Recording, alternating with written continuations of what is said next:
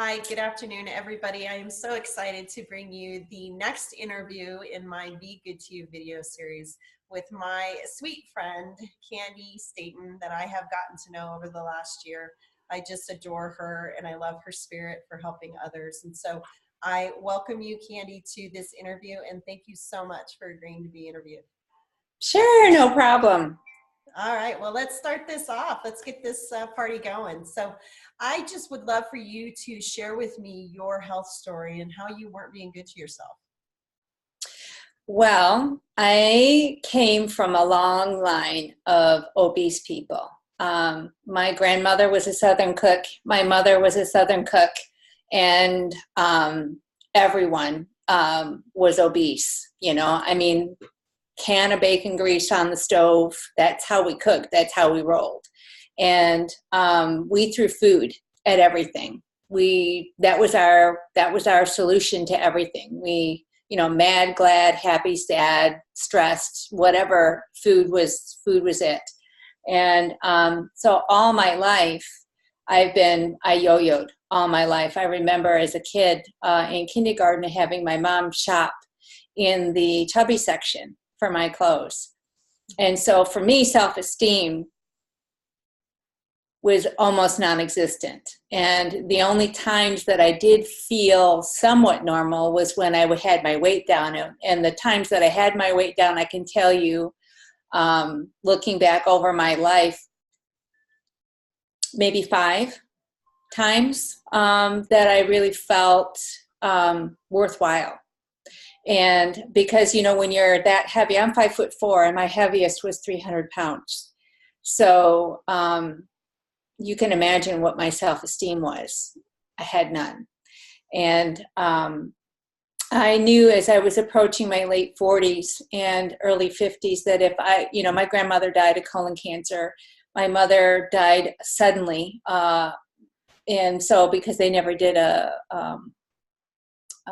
autopsy, we assumed it was a heart attack, a massive heart attack. And my dad was the same way. So I knew that if I didn't get a handle on this, that my future didn't look good. And so I needed to figure it out. And a friend of mine found this program, found Optavia. She found this program. And when she told me she was going to do a program after having done all kinds of stuff myself, I mean, even crazy stuff, grapefruit diets, probably dating myself saying that, but, all of that and dangerous stuff too. I did dangerous stuff, I don't know if you remember that a while back, that hydroxy cut stuff, with the ephedra in it and the baseball player passed out on the field. Yeah, I was doing that too. So I was really gambling with my health. But anyway, fast forward, a friend of mine came to me one day and said, Candy, I'm going to do this program. And when she said that, I looked at her and whatever. I'll be here when that doesn't work, because at the time I was doing a really intense in-home workout and diet, pills, shakes, supplements. It was tough and not seeing any results and really frustrated, crying on my couch every night, praying to God that there was something real out there. Something had to be real. There had to be an answer somewhere. So when my friend came after those many nights of prayers, I was so angry and so jaded at that time. Whatever. So fast forward though, every time I saw her after that, she was eating something. That intrigued me. Okay. So, and then 3 months later, she had her weight off and I went, okay, what are you doing? You need to tell me what you're doing right now. And she said, I'm working with a coach. Here's her number. So I called up this coach. I didn't know her from Adam. And I said, you help my friend and I need to do this. So you need to understand, I was a stay-at-home mom my whole life. Okay. Because my husband had a good job and enabled me to stay home. And, but it covered all the bills, but we had very little left for anything else, for sports or family vacations. We had to save for that stuff. you know. I was a hairdresser for 30 years. So, you know, I had a little side gig. I'd make money here and there. And, you know, I stayed in the salon long enough to be able to fix my mistakes. And that's what you want to do, right? Be able to do that. So if you make an oopsie, you got to be able to fix it.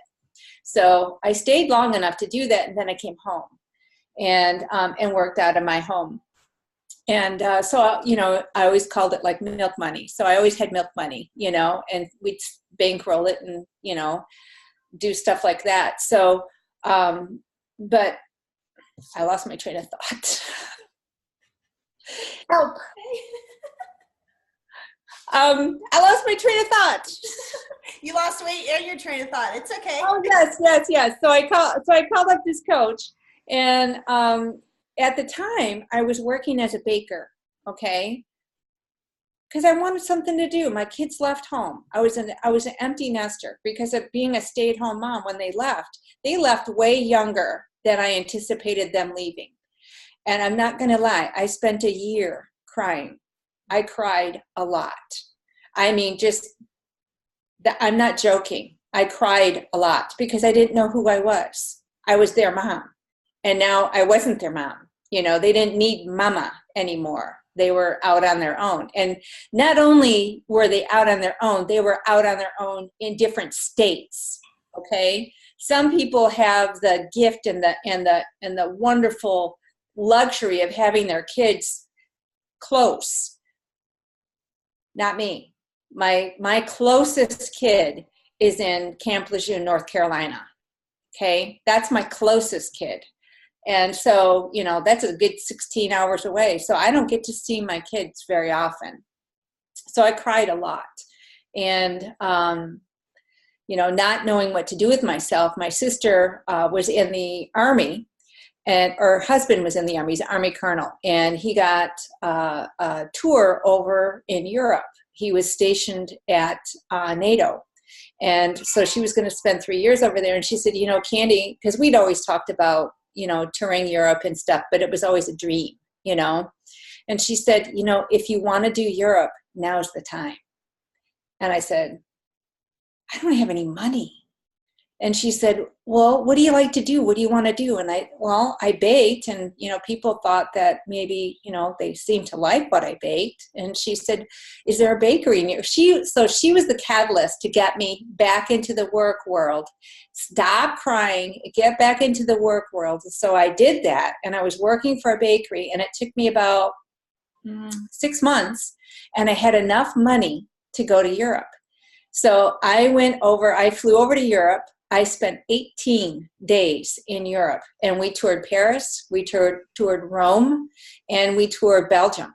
So it was glorious. It was really glorious. And that for me was the start of finding me, who I was, what I liked, you know. And then a little while after, this came into my life. It felt like a series of events and series of things that happened to me to help me find me. Because as a mom, we kind of lose ourselves sometimes, you know, because your identity gets wrapped around, I'm so-and-so's mom, you know. Okay, well, now I'm not mom. Who am I? So I was lost for a while. So fast forward I watched my friend do this. I called this health coach, and I said, you know, you help my friend. You don't know me, but I need to do this. I need to do this. And I knew I needed to figure it out. I needed to figure out me. I needed to figure out how I didn't know what I didn't know. So I thought when I got on, I was just going to do a diet and figure out as I go. That's what I thought I was going to do.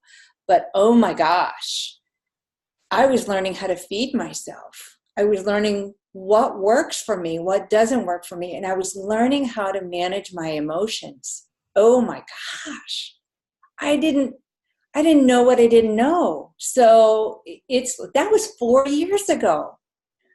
I have the stuff I've learned has been amazing and life-changing. So that's kind of where I was.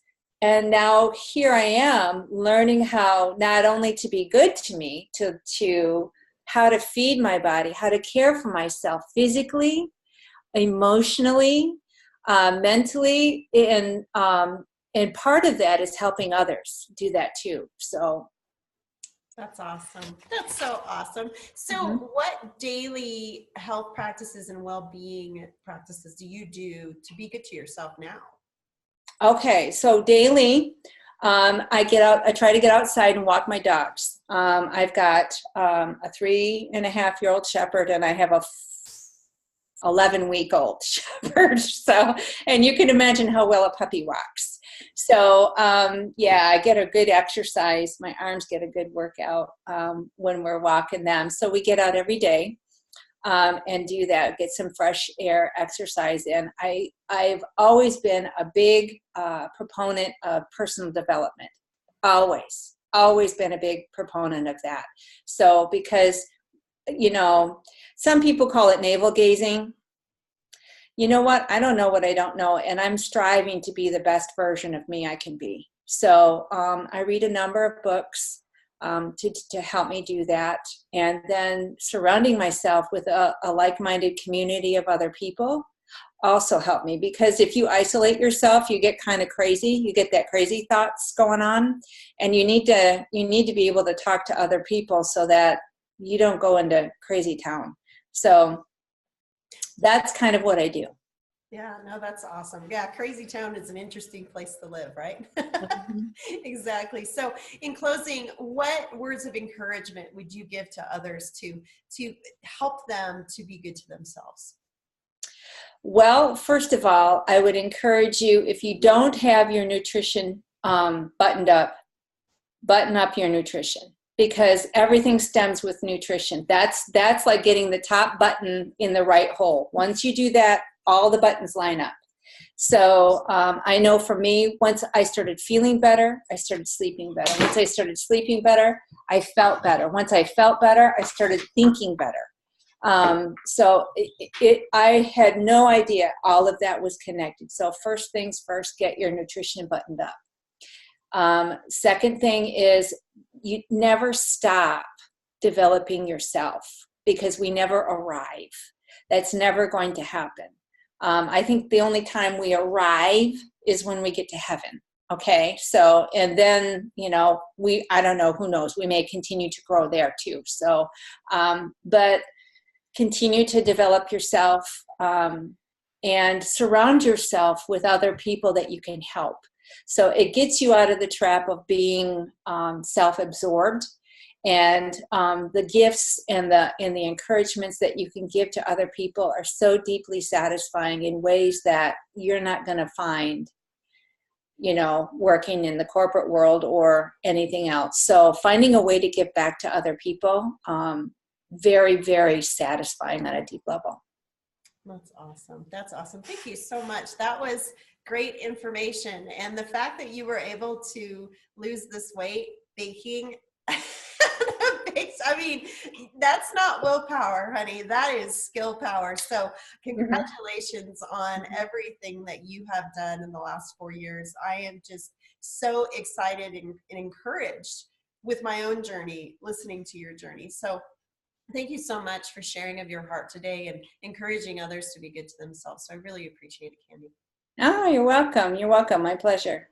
All right. Thank you so much. Take care. Okay, bye.